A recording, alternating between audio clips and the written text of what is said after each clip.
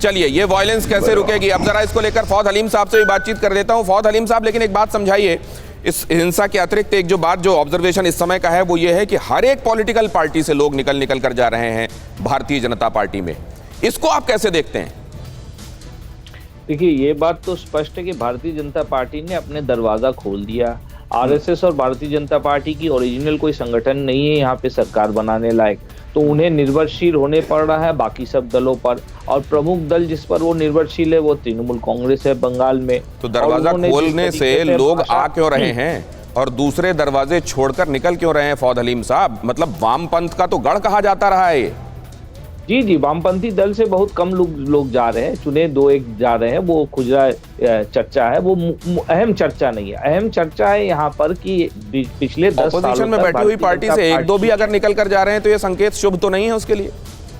जी, यकीनन ये शुभ संकेत नहीं है, लेकिन मूल राजनीतिक चर्चा कहाँ पर केंद्रित होना चाहिए, आप वहां पर नजर डालें। और वो ये है कि पश्चिम बंगाल में पिछले 10 सालों तक जिन्होंने पश्चिम बंगाल का आवाम को लूटा है, जिनके नामों में ढेर सारे केस है, जिसके दायित्व में सीबीआई है, सीबीआई ने प्रस्ताव रखे स्पीकर के सामने कि आप हमें इजाजत दे, हम चार्जशीट फाइल करेंगे। वो चार्जशीट फाइल करने के लिए भारतीय जनता पार्टी ने रोक लगाई हुई है। और इस संदर्भ में आपको याद रखना पड़ेगा कि 2016 में अमित शाह ने बंगाल में विधानसभा चुनाव के पहले जो वाक्य कहे, भाग ये भाग वो भाग ये, वो वाक्य के बाद उन्हीं को उन्होंने अपने दल में रख दिए। भाग मुकुल भाग, ये अमित शाह के हाजिरी में मंच के ऊपर में सिद्धार्थ नाथ सिंह ने ये शब्दों का प्रयोग किया। और नरेंद्र मोदी ने आकर के यहाँ पर, अरुण जेटली ने आके कहा कि इनकम टैक्स डिपार्टमेंट और बाकी सब जो हमारे प्रशासनिक जो अंग है उनके द्वारा जेल में ठूसे जाएंगे। जेल के बोर्ड बदल करके भारतीय जनता पार्टी की पार्टी ऑफिस की गुरु पासवान साहब, ये भी विशेषाधिकार है लोकतंत्र में पॉलिटिकल प्लेयर्स का। आज उन्हें अपने दल में लेकर के जवाब ले लें गुरु पासवान साहब से। परोसना चाह रहे हैं, वो सोच रहे हैं पुराने सब बंगाल को स्वर्ण, साम दाम दंड भेद, whatever it takes to form the government, 2021 में वापस परोसेंगे। नहीं दिनेश जी, मैं आपके शो के माध्यम से एक अनसॉलिसिटेड एडवाइस देना चाहता हूं।